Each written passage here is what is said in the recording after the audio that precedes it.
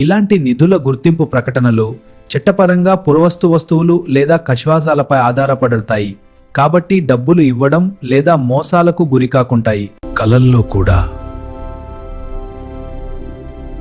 సూచనలు వస్తాయని. పాత ఇళ్ళు, శిథిలాలు, గుడులు దగ్గర నిధులు ఉండొచ్చని.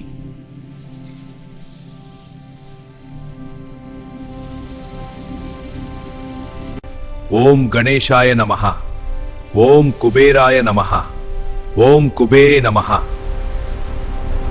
నిధి బయటపడుగాక. చెట్లు, పక్షులు, జంతువుల ప్రవర్తన ద్వారా సంకేతాలు తెలుస్తాయని. వాటి ప్రవర్తనను గమనించడం ద్వారా మనం ప్రకృతి యొక్క సందేశాలను అర్థం చేసుకోవచ్చు. నిధులు ఉన్న ప్రదేశాల్లో భూమి తేమ మారుతుందని. తేమ అంటే నేలలో నీటి మొత్తం. నిధులు ఈ తేమను పెంచుతాయి. ఇది భూమి శాస్త్రానికి చాలా ముఖ్యం.